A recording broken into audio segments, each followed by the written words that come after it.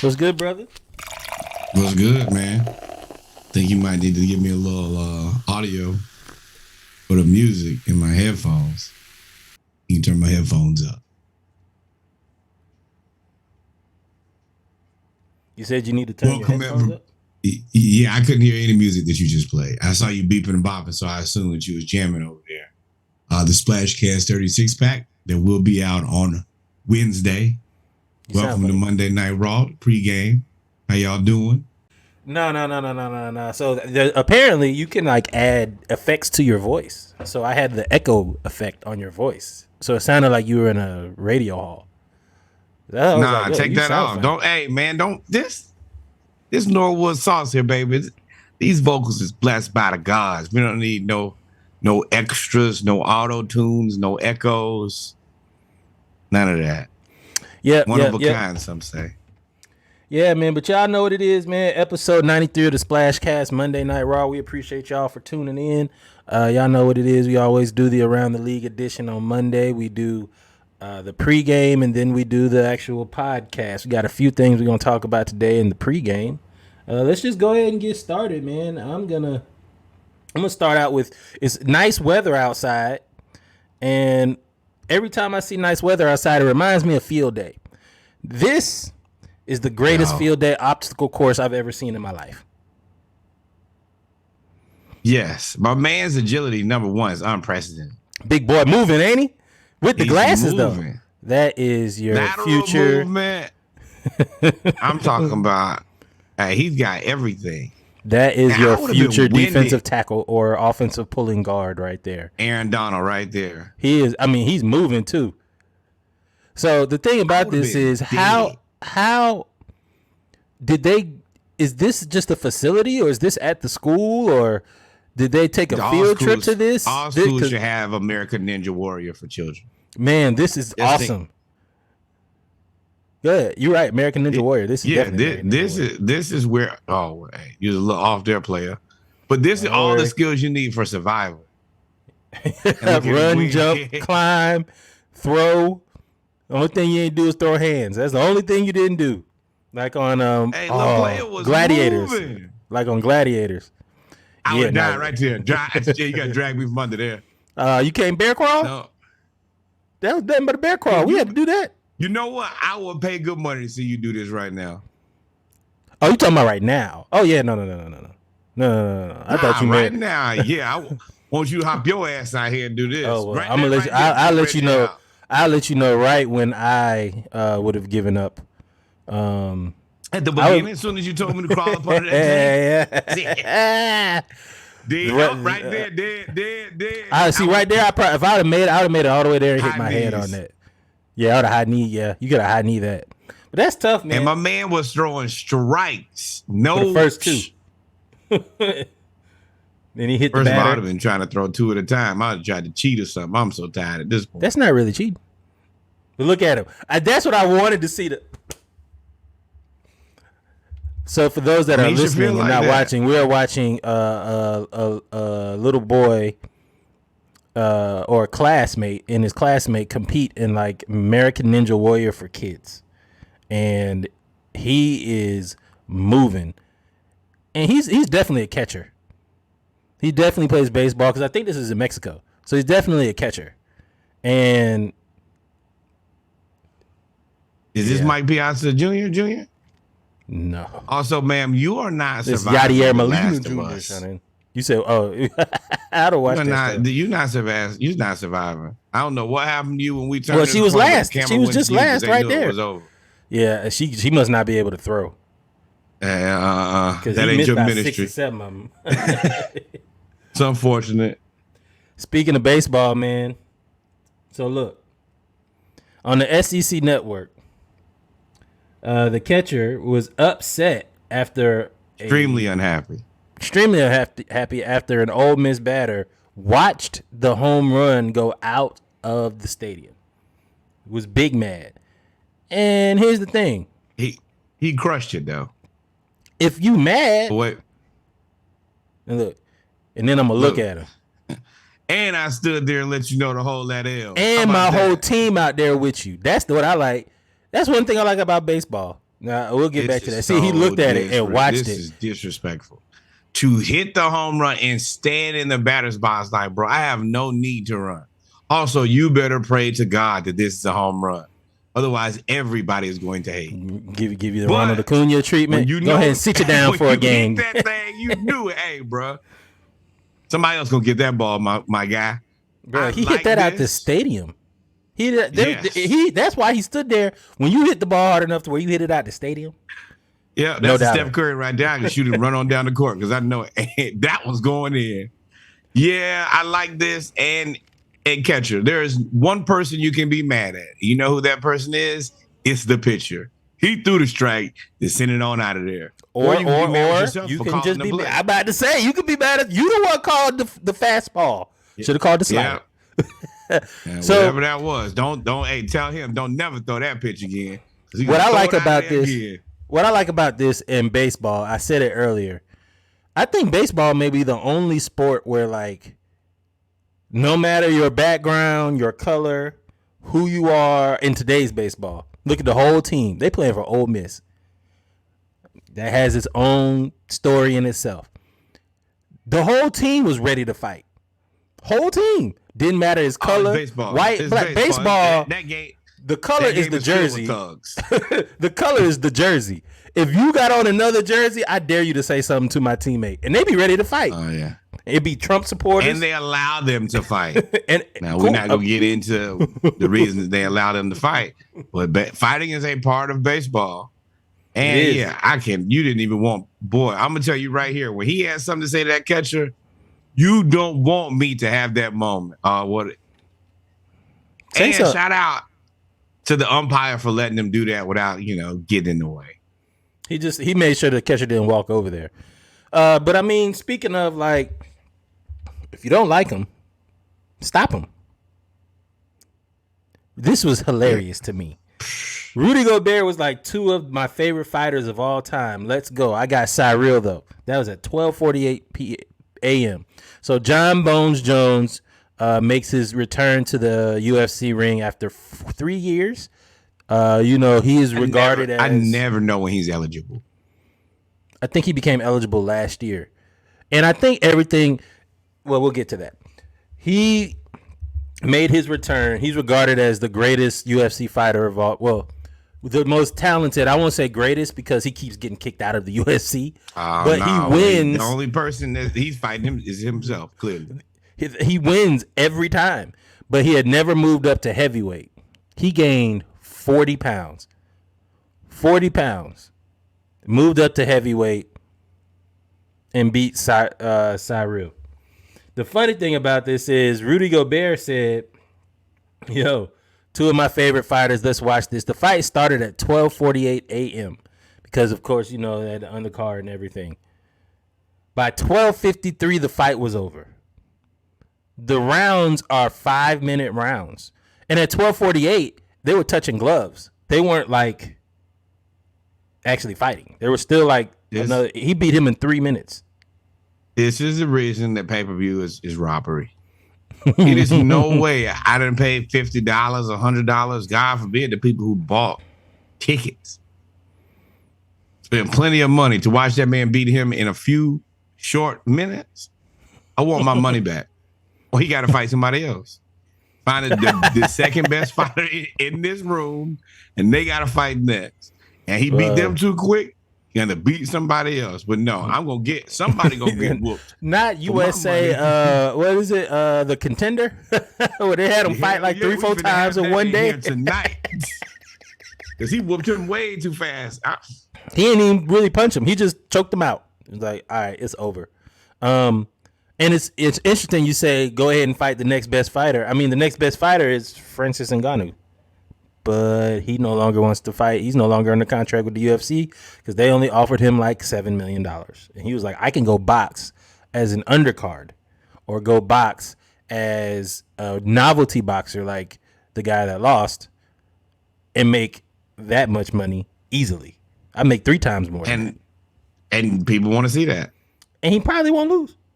So, like I said, man, everybody making the best business decision for themselves. Congratulations. And if you see any of these humans treat them like large tigers. Do not get too close. Do not tempt them, or it'll be bad for you. Yeah. Shout out to Jones. Shout out to John Bones Jones. Comes from shout out to your own family. Bones, because if you get too close to him, you might not have him no more. He comes from an athletic family, of course. Chandler Jones, Arthur Jones, both in the NFL starting. One will probably be a Hall of Famer. The other one is an All-Pro. And then the youngest one, this guy, just happens to be the greatest UFC fighter of all time. If they got a sister, and you better keep your hands off your little brother if you know what's good for you.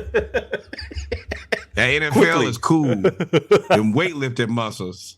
These ass whooping muscles I got over here. Boy, talk about this is peak ass whooping physique right here. Ain't really no definition, just real big biceps, and I can choke you out. That's all I got. That's all I need. I'm glad that he's 6'4", so he looks tall enough that you should not touch him. Because if he was like 6 feet, you look at this guy like, all right, you might be in little shape, but we could probably tussle too. Mm-hmm. And then you will be the brakes. That would be your hip being ripped out of your socket. Y'all even help. But hey, man, let's look at Dwight Howard. Dwight is over in Taiwan. Dwight is over in Taiwan living his best life. Dwight is in the 3-point contest. Who needed this? They're cloning the woolly mammoth, which we don't need, and Dwight Howard shooting 3-pointers, we also don't need. Oh man, he's hit 3. How many more you think he gonna hit? So for those that are listening, he's too strong. He just hit 4. Dwight Howard is in Taiwan, and he decided to join the 3-point contest in the Taiwan China Basketball League. He is the equivalent of the Harlem Globetrotter. One person, that's 2 in a row, and he is shooting, and he's hit 3 in a row, 4 in a row, and more than Russell Westbrook, 5 in a row. Oh, you know who he looked like? Julius Randle at the All-Star game. Oh my God, that was awful. Yeah, he's actually hit more shots than Julius did. So he got outshot by Dwight Howard. Wait, hold on. If you're the Clippers, do you bring Dwight back? Why not? The Clippers are the Lakers. I mean, no, I'm talking about the Clippers. Russ won't shoot the 3-pointer no more. So I mean, at least Dwight look like he's working on his. Boy, you want everybody that can't shoot on one team. They done traded away all their shooters, and then you got hard white bricks. Kawhi either gonna make it or it's gonna bounce 15 feet off the rim because it's a line. No, Paul George can shoot. Everybody else just real strong and fast. Though. They traded away. What's his name? Eric Gordon, Paul George, Eric Gordon. Linebackers. Everybody else just runs really fast and runs you over. Like they traded away Luke Kennard. They traded away Reggie Jackson, even though he wasn't the greatest 3-point shooter, but he was shooting. They got Bones Highland, who really is better at breaking you down off the dribble. So, but yeah, as we continue to talk about my team, talk about the Clippers as we watch Dwight Howard shoot these threes in the Taiwan. He should be criminal. I like it. Do what you want to do, Dwight. They got you over there. You are over there to sell tickets. This is selling tickets. He is over there basketballing like that. You know what? He's gonna be the new. Yeah, he is Chinese Wilt Chamberlain. He's gonna be. Oh my God. Yeah. Oh my God. Stop. That could be misconstrued for sure. That is not what we meant at all. That's not what we meant. Oh Lord, we just trying to make them so Brady trying to get us canceled so bad. That caught you off guard, didn't it? Yo, so back to my original point. I can't even speak now. I don't know. Reggie called him man Wilt Chamberlain. I've been trying to call him Stephon Marbury for the last 10 minutes, but Reggie he didn't. Oh, Matt Olson. Oh man, this is a picture of Matt Olson. Shout out to the Braves, man. The Braves have started off spring practice on fire between Matt Olson and Austin Riley. I think they said Matt Olson is batting .667 with 3 home runs during the spring training. Spring training ain't nothing but like 2 weeks. Yeah, out there killing it. So the Braves look like they're in mid-season form. At least Matt Olson. Is that Coach Washington behind him? No, that's Ronald Acuna. Oh, you're right. Yeah, it was a 3-run homer. Jesus. You know what? And hey, once again, Alex Anthopoulos, we really appreciate what you did. Hey, man. You ain't have to find that dude. And I understand that Freddie did whatever he did, a Freddie's agent, but I'm gonna tell you, you good in my book, Alex Anthopoulos. I'm not gonna question any of your moves. Nope. Whatever you say, I'm in lockstep. Whatever. Really? I believe it. Now. Damn it. Sure. I let you walk right off that plane. Go ahead, brother. Boy. In the next episode of Reggie Said Ignore What Up to Look Like a Jackass, this is Marcell Ozuna, who will be on the Braves in 2023. Allegedly, Marcell Ozuna has gotten in trouble for fighting, presenting, allegedly using his license and his stature to try to get, using his NIL to try to get off. That ain't no allegedly. We saw the video. We saw the video. He said, "I am Marcell Ozuna. Do you know who I am?" Here's my card. You just riding around with a couple of your cards. Like, it's not even a business card, dog. Oh, it is a baseball card. That was funny, y'all. If y'all have a chance, go Google Marcell Ozuna gets pulled over by the cop. The cop was so befuddled. He was like, thank you. Hey, Marcell Ozuna just admitted that he's Marcell Ozuna and decided to get off. We have to give him. I was like, bro, you cannot use your name in a place where people might be Braves fans. Or that ain't. We also know he was in a part of Atlanta that ain't really, some parts ain't really fond of how you look. So you didn't have the correct tint to be pulling that card. And you know the real funny part about that is he would have got pulled over thinking he was one thing. He's something. Yeah. How you doing, buddy? Hey, my friend. He'd be like, whoa. Wait, hold on. So now I gotta ask you, my friend. Did they teach you that? But he's gonna be here. Marcell, from the words of Brian Snicker, Marcell is going to be on our team. I mean, just how much he plays is going to be determined by how well he does. They must have Marcell. I don't know what dirt he has, but he has a jump drive with something on it. We've speculated since episode 4. What Marcell Ozuna? We on episode 93. Whatever it is, whatever he has on Alex Anthopoulos. No, I can't explain it. I can't understand it. And let's be very clear. Me and Reggie don't dislike him. No, but the past is checkered. How? Not chess. Yeah, checkered. And pepper. And it's the veracity that the Braves come out with when they talk about him. It is unquestioned. It is understood. It's almost to a point of I can't believe that you would ask. Dog, like they don't say any disparaging remarks about him when anything comes out. It's like you would think he is the highest paid baseball player. People say more disparaging things about Matt Ryan than Marcell Ozuna. Matt has been a pillar of the Atlanta Falcons community for as long as he's been here. 15 years, dog. For 15 years, Matt Ryan gave y'all 15 good years of his life, and y'all hate him. Y'all hate Matt Ryan. Marcell Ozuna, hey, that boy still going to the Dominican hitting them home runs. Come on back. They don't say nothing. Hey, springtime. Hey, we happy to see you. Look forward to seeing you there, Marcell. You know that's hey, Marcell. Welcome back, man. Good to see you again. Hey, man, I got in trouble. Oh, don't worry about that. Hey, don't worry about it. We just need you in top shape. We'll make everything else disappear. Okay, that's cool. Hey, man. So, you know, with the new rules, they have basically a pitching clock, basically like a shot clock for pitchers. So, Max Scherzer has figured out a way already to manipulate. As soon as somebody steps in the box, and this is going to start over in a second, you see he waits for them to step in the box, right? So he then, and here it goes, he's playing mind games with the pitch clock. First, the batter steps in. He waits, and he just stands there because he can see the clock. This is the flaw in it. Max Scherzer can see the clock, so now the batter steps out and says he's taking too long time. Well, once the batter steps in the box, he can pitch to them immediately. So he waits 5 seconds. As soon as they step in the box, he throws a fastball right down the middle of the plate. As soon as the batter stepped in at 12 seconds. He pitched at 10 and got a strike.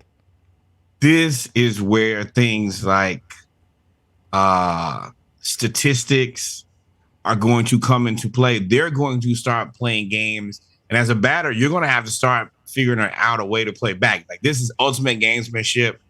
When I saw this for the first time, my mind was blown. I hadn't even considered how somebody would use this to make their game better, to manipulate the game. And Max Scherzer is a guy who we wanted to be an Atlanta Brave, and this is why. He's a smart baseball player. One of the better pitchers in the league. That is, you could tell he got the rules, and he sat down. This is when your teacher knows that you actually read the homework. You could tell he read the homework and was like, all right, bet I can do this, this, and this. That's tough. And and the fact that when you get in there, he can immediately pitch to you. You are literally behind the 8 ball. You're gonna have to hang in there. And he goes 100 miles an hour. As a batter, you're gonna have to sit there and basically have which gives you one more thing to think about other than the pitch count and the position of the pitch. So, yeah, it's surely going to be something. Yeah, this is definitely a disadvantage for the batters. Now that I think about it. And I'm going to tell you, them boys striking them out fast. Yeah, y'all you can juice the baseballs all you want to. If you can't see it, if you ain't ready, it don't matter. Don't matter. Hey, man. Okay. With the Live Invitational, right? The Live Golf League. Is it a league? Yeah. What do you call a golf tour? The Live Golf Tour. That's what you call it, a tour. Yes. They spent close to $1 billion getting some of these players to leave. I assume more than that. I 100% assume more. I mean, more than $1 billion. They wanted to pay Tiger almost $1 billion to get players. So they spent more than $1 billion to get players over from the PGA Tour to the Live Tour. That's a heavy, heavy investment. To make your money back, you normally have to have views. You make your money on advertising, et cetera, et cetera, et cetera. They had 291,000 viewers.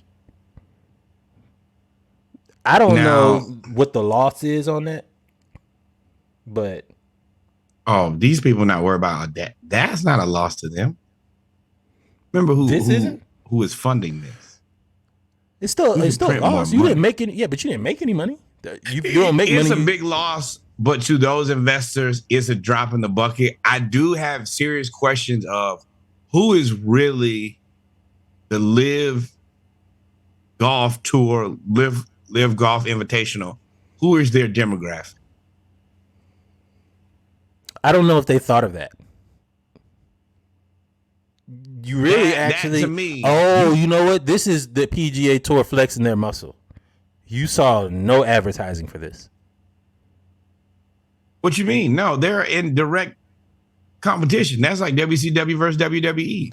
Yes, but that's like WCW having the inside route to all the advertisers and companies and everything. You didn't see any advertisement about this tournament or about this tour outside of when they first started. Oh no, you didn't see any pub. Yeah, I didn't even know this took place. You're not allowing anybody with any type of contract to deal with them and you. Titleists, no, you'll never see any of that.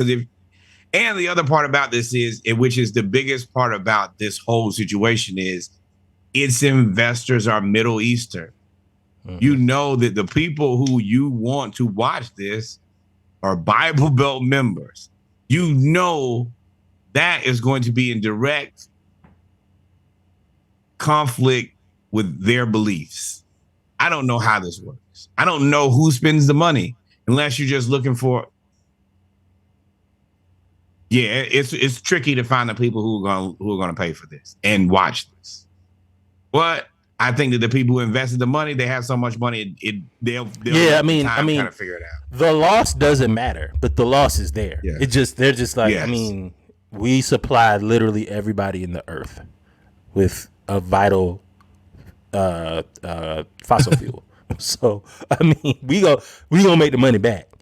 But again, money doesn't buy everything because the PGA Tour basically wiped everybody that's associated with off the face of the earth. This is where you get to see if eventually will money make people reconsider.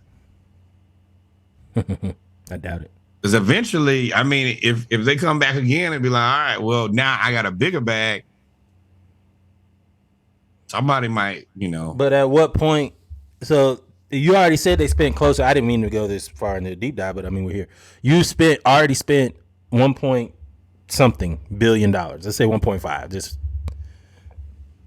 how much more of a bag are you willing to invest to take a loss?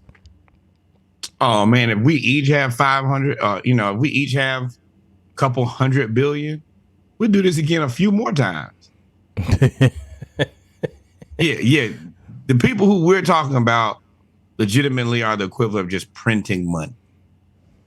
I don't care. You think this is the only place I lost this much money this year? Yeah.